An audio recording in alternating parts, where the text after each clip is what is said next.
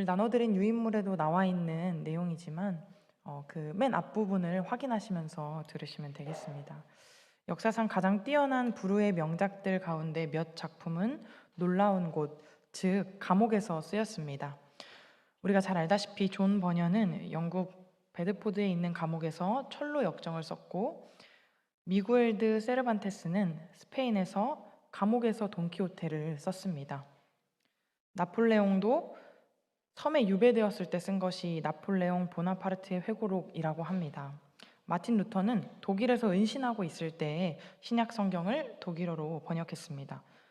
마틴 루터 킹은 감옥에서 버밍햄 감옥으로부터의 편지를 썼습니다.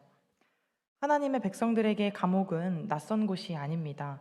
애굽 감옥에 갇혔던 요셉, 사자굴에 던져졌던 다니엘, 헤롯 궁전에 갇혀 있던 세례 요한, 반모섬에 유배되었던 사도 요한, 그리고 역사적으로 박해받아 온 많은 교회들을 생각해 보면 감옥은 그렇게 낯선 곳은 아닙니다. 심지어 오늘날에도 그런 일이 계속되고 있기 때문입니다. 하나님을 믿는다는 이유로 감옥에 갇히는 일이 지금도 계속되고 있습니다. 투옥된 적이 있던 신앙인들의 목록에 사도 바울을 더할 수 있습니다. 바울이 3차 선교 여행을 마치자 동역자들이 그에게 예루살렘으로 돌아가지 말라고 경고했습니다. 그러나 이런 경고에도 불구하고 바울은 어떤 일이 기다리고 있을지에 관해 두려워하지 않고 예루살렘으로 향했습니다. 그리고 그곳에서 체포되었습니다. 로마 당국은 바울에게 유대 공회 앞에서 그가 기소된 죄, 즉 로마법이 아니라 유대인의 율법을 위한 죄에 관해 답할 것을 명령했습니다. 사도 바울은 예루살렘에 머무는 동안 부활의 소망을 빌미로 재판을 받게 되었습니다. 그러나 바울은 감옥에서 그리스도로 말미암아 도리어 건강해졌고 강건해졌으며 목숨을 건질 수 있었습니다. 하나님은 감옥에서도 바울에게 신실하심을 보이셨고 하나님의 종을 원하시는 장소에서 원하시는 방식으로 사용하시고자 이끄셨습니다. 바울은 담대함과 용기와 확신을 보여주었습니다. 부활 소망은 이렇게 하나님의 백성에게 복음을 전할 수 있는 확신을 가져다 줍니다. 부활에 대한 소망은 우리의 특권입니다. 오늘 본문 첫 번째 단락인 1절부터 10절에서 바울은 부활을 소망한다는 이유로 재판을 받았음을 알 수 있습니다. 바울이 3차 선교 여행을 마치고 예루살렘에 도착해서 성전에 들어섰습니다. 소동이 일어났고 바울은 체포됩니다. 이제 그는 유대 지도자들이 보는 앞에서 재판을 받게 되었습니다. 바울이 70인의 바리새인과 사두개인으로 구성된 이 유대 통치 기구인 사내들인 공회 앞에 서자 팽팽한 긴장감이 감돌았습니다. 사람들은 대개 이야기에서 누가 어떤 일을 겪는가에 주로 주목합니다. 그래서 그 사람의 내면에서 무슨 일이 벌어지는가를 종종 놓치고는 합니다. 사도 바울의 행적을 알아보기 전에 공회에서 재판을 받을 때 그가 보여준 5가지 특징을 우리가 살펴볼 수 있습니다. 1절부터 6절까지 보면서 사도 바울의 내면의 모습도 사도 바울에 대해서도 우리가 알 수 있는데, 첫째로 1절을 보면 바울은 참 양심적인 사람이었습니다. 순서대로 말씀드리자면 3절에서 바울은 예언적인 사람이었습니다. 그리고 5절에서 바울은 성경을 존중하는 사람이었습니다. 그리고 6절에서 보면 바울은 전략적인 사람이었고 바울은 진솔한 사람이었습니다. 이 5가지 특징을 통해서 예수님이 바울의 삶에서 행하신 일들을 엿볼 수가 있습니다. 한때 예수님께 대적해 그분의 제자들을 죽음으로 몰아갔던 이 바울이 이제는 생명의 위협을 무릅쓰고 공회 앞에서 담대하게 그리고 당당하게 예수님을 선포하고 있습니다. 더 이상 예수님을 대적하지 않고 예수님을 믿는 사람이 되었습니다. 예수님은 약속하신 대로 바울에게 필요한 순간에 능히 말할 수 있는 지혜를 허락하셨습니다. 그리스도를 향한 믿음과 말씀의 근거에서 그에게 중요한 말씀을 전하게 하신 것입니다. 그날에는 공회가 모든 권력을 거머쥔 것처럼 보였겠지만 바울에게는 비밀 무기가 있었습니다. 바리새인과 사두개인은 종교적이고 정치적인 이유로 서로 대립하는 종파입니다. 특히 부활 문제에 관해서는 굉장히 민감했습니다. 바리새인들은 부활을 믿었고 사두개인들은 부활을 부인했습니다. 바울은 이때 군사 전략의 일환인 이른바 교란 작전을 묘수로 사용합니다. 바울은 자신이 체포되어서 재판을 받게 된 이유가 바로 부활에 대한 소망 때문임을 간결하게 선포했습니다. 그리고 바리새인들에게 자신이 바리새인의 후손임을 상기시켰습니다. 그러자 바리새인과 사두개인이 나뉘어서 열띤 논쟁을 벌이게 됩니다. 바리새인들은 부활을 옹호하면서 바울을 비난할 이유가 없다고 주장하게 됩니다. 다툼이 격렬해지자 바울은 안전상의 이유로 급히 영내로 보내졌습니다. 그렇게 재판이 무산되자 로마 당국은 바울을 실제 사형에 처할 수 있는 죄, 즉 반란죄로 기소할 수 없게 되었습니다. 바울이 이 순간에 보인 명민함을 속임수와 혼동해서는 안 되겠습니다. 당시 재판의 핵심 쟁점은 죽은 자들의 부활이었습니다. 그러나 바울에게 이론적인 교리는 문제가 아니었습니다. 그는 그리스도께서 부활하셨으며 그리스도와 그분을 믿는 우리와 같은 믿는 모든 사람이 언젠가는 다시 살아날 것이라고 확고한 믿음과 변함없는 소망을 가지고 있었습니다. 그리고 그 믿음과 소망으로 인해서 체포되어 재판정에 섰습니다. 바울은 부활의 소망이 있었기에 예수님을 신뢰했고 박해와 매맞음과 굶주림과 파선을 견딜 수가 있었습니다. 이처럼 그리스도의 부활은 사망이 쏘는 것을 없앴고 바울을 자기 목숨을 지키려는 욕망으로부터 자유롭게 했습니다. 그 이유는 그리스도의 부활 소망은 바울을 예수 그리스도의 임재로 인도했기 때문입니다.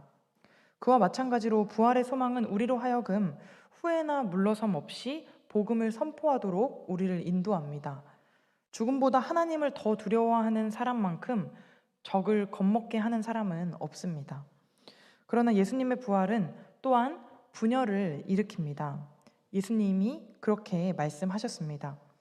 알곡과 쭉정이를 나누고 양과 염소를 구분하듯이 예수님은 언젠가는 구원받은 자들과 그렇지 못한 자들을 나누실 것입니다. 예수 그리스도께 소망을 품은 자들은 그분과 영원히 살 것입니다. 그러나 그리스도의 구원을 거절하는 자들은 풀무불에서 울며 이를 갈게 될 것입니다. 공회가 진지하게 논쟁하던 주제가 바로 이것입니다. 비록 그들은 깨닫지 못하고 있었지만 말입니다. 바리새인과 사두개인들은 그리스도의 부활에 관한 교리를 놓고 서로 다투었습니다. 여기까지가 1절부터 10절까지의 내용이고 두 번째로 11절에서 우리는 중요한 깨달음을 얻을 수가 있는데 바울은 주님의 인재로 힘을 얻고 있다는 사실입니다. 예수님은 바울이 겪고 있는 일에 관해서 잘 아셨습니다.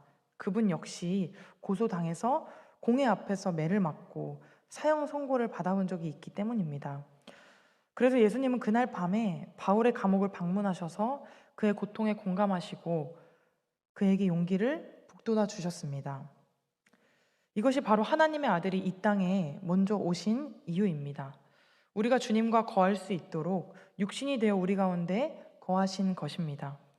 요한은 이것을 간결하면서도 힘있게 말씀이 육신이 되어 우리 가운데 거하심에 라고 요한복음 1장 14절에서 표현합니다. 우리 가운데 거하심에 라는 그 말씀은 문자 그대로 우리와 함께 장막에 거하심에로 번역할 수 있고 이것은 구약의 성막을 떠올리게 합니다. 하나님은 모세와 이스라엘 자손에게 성막 건축을 명하셨습니다. 자기 백성과 함께 거하시겠다는 뜻입니다. 성막은 거룩하신 하나님과 죄된 인간이 동물의 희생을 통해서 함께할 수 있는 그 교차점이었습니다. 성막의 가장 안쪽에 있는 지성소에는 더 이상 접근하지 못하도록 휘장이 있었습니다. 요한복음의 시작에서 요한은 하나님이 어떻게 예수님의 성육신이라는 다른 길, 곧 더 나은 길로 가까이 오셨는가를 묘사하고 있습니다. 하나님의 아들이 육신을 입고 자기 백성과 함께 거하시기 위해서 바로 이 땅에 오셨습니다. 그분은 자기 목숨을 버리심으로써 거룩하신 하나님과 죄 많은 인간을 하나 되게끔 하셨습니다.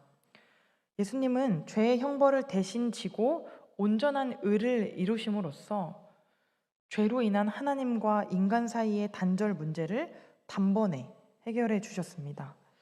주님이 죽으셨을 때에 지성소의 휘장이 위로부터 아래까지 찢어져 둘이 되었습니다. 그리스도께서는 우리가 하나님께 나아갈 수 있도록 인간의 몸을 입고 우리에게 오셔서 자신의 생명을 주셨습니다. 이것이 결코 우리가 벗어날 수 없는 복음의 아름다움입니다. 옥에 갇힌 바울에게 부활하신 그리스도보다 더 힘이 될 존재는 없었습니다. 그날 낮에 바울은 예수님을 옹호하기 위해서 사람들과 맞섰습니다. 예수님이 친히 임재하셔서 공의 재판장에 서게 된 바울에게 필요한 희망과 확신을 주셨습니다. 마치 우리가 전도할 때 예수님께서 우리 마음에 주시는 희망과 확신처럼 말입니다. 이제 바울은 예수님이 그의 곁에 서 계시듯 강력하게 임하시는 것을 경험하게 됩니다. 우리는 예수님이 바울 가까이 함께 하셨다는 사실에 주목할 수 있습니다. 예수님은 사도행전 9장 3절에서처럼 하늘로부터 나타나지 않으셨습니다. 또한 고린도후서에서처럼 바울을 셋째 하늘로 이끌지도 않으셨습니다. 그리스도께서는 단지 바울 곁에 서서 말씀하셨습니다. 하나님의 아들이 친히 찾아오신 것입니다. 이는 실제로 일어난 불가항력적인 임재였습니다. 심지어 그 일은 감옥 안에서도 일어납니다. 시편 기자가 내가 하늘에 올라갈지라도 거기 계시며 수월에 내 자리를 펼지라도 거기 계시나이다 라고 말한 것처럼 예수님은 바울에게 가까이 다가가셔서 그를 위로하십니다. 그리고 예루살렘에서 뿐만 아니라 로마에 가는 동안 내내 그를 보호해 주겠다고 약속하셨습니다. 예수님이 옥에 갇힌 우리를 언제나 구해주시는 것은 아닙니다. 우리는 그러기를 바라지만 예수님은 우리를 위해서 그보다 더 좋은 일을 하십니다.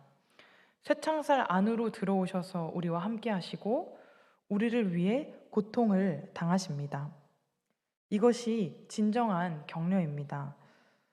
절망적인 상황을 극복하기 위해서 스스로 용기를 북돋을 필요가 없습니다. 예수님은 우리에게 필요한 용기를 충분히 주십니다. 이것이 바로 성경 말씀에 흐르고 있는 메시지입니다. 여호수아를 보면 두려워하지 말며 놀라지 마라. 네가 어디로 가든지 내 하나님 여호와가 너와 함께 하느니라. 시편에는 너는 여호와를 기다릴지어다 강하고 담대하며 여호와를 기다릴지어다. 마태복음에는 몸은 죽여도 영혼은 능히 죽이지 못하는 자들을 두려워하지 말고 오직 몸과 영혼을 능히 지옥에 멸하실 수 있는 이를 두려워하라. 아멘. 이렇게 말씀하고 있습니다. 하나님은 바울의 수감을 앞으로 닥칠 일에 대비하는 시간으로 오히려 사용하셨습니다. 로마에서의 수감 생활을 준비하게 하신 것입니다. 로마에서 그는 신약에 포함된 서신들을 쓰게 됩니다. 예수 그리스도를 위해서 고난당한 수많은 그리스도인들이 사도 바울의 고난을 통해서 위로를 받았고 더욱 강건해질 수 있었습니다. 그리스도께서는 바울을 감옥에 홀로 두지 않으셨습니다. 걷는 걸음마다 늘 그와 함께 바로 그 자리에 계셨습니다. 마찬가지로 예수님도 우리와 늘 함께 걷고 계십니다. 바울처럼 우리도 고난 가운데 홀로 있는 것이 절대로 아닙니다. 또한 우리의 고난도 바울의 고난처럼 절대로 무의미하지 않습니다. 하나님은 우리의 고난 기간을 결코 헛된 시간으로 만들지 않으시는 분이기 때문입니다. 고난 중에도 힘겨운 여정 가운데에도 늘 함께 하시는 주님께 위로받는 이 밤 되시기를 소원합니다. 마지막으로 12절부터 24절까지의 내용입니다. 바울은 놀라운 상황을 통해서 죽지 않고 살았습니다. 이것이 하나님의 섭리와 신실하신 하나님의 일하심입니다. 40여 명의 유대인들이 바울을 죽이기 전에는 먹지도 않겠다고 결의했습니다. 그래서 그들은 바울에게 달려들어 그의 삶과 사역을 끝낼 기회를 엿보면서 숨어서 기다리고 있었습니다. 약 1세기 전에 있었던 줄리어스 시저의 암살 때처럼 이 나쁜 무리는 한 덩어리처럼 움직였습니다. 만약에 바울을 죽이게 되면 아무도 살인죄로 비난받거나 기소되지 않도록 하려는 이유였습니다.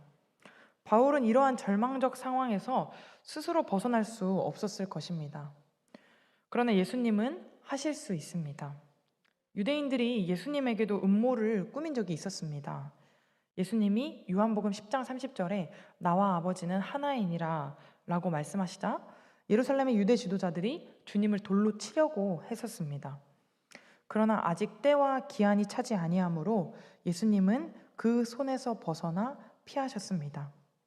그리스도는 돌에 맞아 죽는 것이 아니라 우리 죄로 인해 십자가에 못 박히실 것이기 때문입니다. 우리는 세상에서 주어진 임무를 다 마치기 전까지는 철저히 보호받을 것입니다. 예수님은 우리를 구원하시고 살리실 뿐만 아니라 우리 곁에 함께 계시고 종종 우리가 예측할 수 없는 놀라운 방법으로 우리를 지켜주십니다. 하나님이 바울을 위협하는 살해 계획을 어떻게 해결해 나가는지 16절부터 살펴볼 수 있습니다. 본문 16절에 나오는 생질, 이 바울의 조카는 누구일까요? 누가는 그에 관해서 정확히 말하지는 않습니다. 예루살렘에 바울의 누이가 살고 있었고 그녀의 아들이 유대 지도자가 되기 위해서 공부 중이었으므로 우리가 짐작은 할 수 있습니다. 그러나 조카의 이름이나 사회 계급에 관해서는 알려진 바가 없습니다.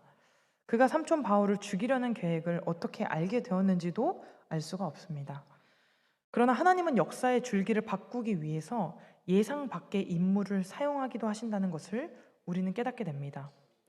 모세를 생각해 볼 수 있습니다. 그는 살인자였고 말에 능하지도 않았습니다. 다윗도 마찬가지입니다. 그는 형제들 중에 막내였고 양을 치고 있던 사람입니다. 라합이나 룻이나 에스더를 생각해도 그렇습니다. 하나님은 종종 마치 우리와 같이 세상에 미련한 것들을 택하사 지혜 있는 자들을 부끄럽게 하십니다. 사실 바울이 누구보다도 예상 밖의 인물이었습니다. 유대교의 광신도였다가 그리스도교의 선교사가 되었습니다. 하나님은 바울의 생질처럼 뜻밖의 인물로 하여금 특별한 과업을 완수하게 하십니다. 또 그와 같은 방식으로 우리도 기쁘게 사용하십니다. 이 사실이 연약한 우리들에게 큰 위로가 됩니다. 바울을 죽이려는 음모를 바울의 조카가 저지하고 나자 천부장이 그를 예루살렘에서 약 120km 떨어진 해안 도시로 호송하기 위해 군대를 급파했습니다. 오늘 본문에 나오는 가이사랴입니다. 호송은 밤 9시 어두운 틈을 타서 이루어졌습니다. 각 100명의 보병을 거느린 두 백부장이 기병대와 함께 출발합니다. 바울의 신분이 얼마나 급변했는지를 우리가 주목할 수 있습니다. 한때 죽을 위기에 처했던 죄수 바울이 이제는 귀히 모실 인물이 된 것입니다. 그는 왕자가 받을 법한 호의를 받습니다. 그리스도께서 이 일을 하셨습니다. 우리의 신분을 변화시키는 일을 그리스도께서 하셨다는 말입니다. 우리는 모두 한때 죄의 종이었습니다. 그러나 예수님은 이제 우리를 종이 아니라 친구라고 말씀하십니다. 우리는 고아였습니다. 그리스도 안에서 그러나 이제는 함께 상속자가 되었습니다. 우리는 연약했습니다. 그러나 하나님이 우리를 일으키셔서 그리스도 예수 안에서 함께 하늘에 앉히셨습니다. 예수 그리스도로 말미암아 우리는 종에서 자유인이 되었고 고아에서 양자가 되었고 가난뱅이요 걸식하는 자에서 왕자와 공주로 변화되었습니다. 아마도 이것이 하나님이 역사하시는 가장 놀라운 방법일 것입니다. 예수 그리스도의 부활이 가져오는 변화를 우리가 살펴볼 수 있습니다. 부활에 대한 믿음으로 믿는 사람과 믿지 않는 사람이 구별됩니다. 우리 신앙의 핵심이 부활이라고 봐도 과언이 아닙니다. 부활의 믿음으로 우리 삶의 목표가 새로워지고 낡은 사고방식이 변화됩니다. 또 절망 가운데서도 믿음의 경주를 계속해 나갈 희망을 우리가 얻게 됩니다. 그러므로 그리스도인은 부활로 말미암아 3번 태어나게 됩니다. 육으로 태어나고 거듭나게 되고 어느 날 예수님이 말씀하시는 그 어느 날에 다시 거듭나게 될 것입니다. 마지막 날의 거듭남은 첫 번째 태어남과 마찬가지로 육체적인 것이 될 것입니다. 그래서 천사가 마리아에게 그분은 여기 계시지 않고 살아나셨느니라 라고 누가복음에서 말했던 것처럼 말입니다. 우리 역시 다시 살아날 것입니다. 그때까지 부활의 믿음이 우리의 용기와 확신의 근원이 되어야 합니다. 언젠가는 우리가 그와 같을 것이고 구세주를 영원토록 얼굴과 얼굴을 대하여 보게 될 것입니다. 오늘 본문의 결론을 짓습니다. 사도 바울은 예루살렘에 머무는 동안 부활의 소망으로 그 부활의 소망을 빌미로 재판을 받게 되었습니다. 그러나 바울은 감옥에서 그리스도로 말미암아 도리어 강건해졌고 목숨을 건질 수 있었습니다. 하나님은 감옥에서도 바울에게 신실하심을 보이셨고 하나님의 종을 원하시는 장소에서 원하시는 방법으로 사용하셨습니다. 그리고 이끄셨습니다. 바울은 담대함과 용기와 확신을 우리에게 보여줍니다. 부활 소망은 하나님의 백성에게 복음을 전할 수 있는 확신을 가져다 줍니다. 오늘 이 밤 하나님이 우리와 늘 함께 하시고 세상 끝날까지 우리를 지키시며 우리에게 담대함과 용기를 주신다는 사실을 기억하시기 바랍니다. 부활에 대한 소망으로 날마다 위로받고 날마다 복음을 전하는 그런 축복받은 삶을 누리시는 저와 여러분 되기를 소망합니다. 오늘 본문은 우리에게 두 가지 진리를 확실하게 선포합니다. 첫 번째는 우리는 주님의 임재로 힘을 얻는 사람들이라는 사실입니다. 우리가 다른 것을 기대봤자, 다른 것을 손에 쥐고 있어봤자 우리의 본질적인 힘을 얻을 수 없다는 것은 우리를 알고 있습니다. 하나님의 임재 안에서 힘을 얻으며 살아가는 예배자들이 되시기를 소망합니다. 두 번째는 우리는 부활에 대한 소망으로 용기를 내는 사람들입니다. 복음을 전할 때, 복음을 선포해야 할 때, 또 복음을 삶으로 살아내야 할 때 이 부활에 대한 소망으로 주님 주시는 용기와 그 확신으로 나아가는 저와 여러분 되기를 소원합니다.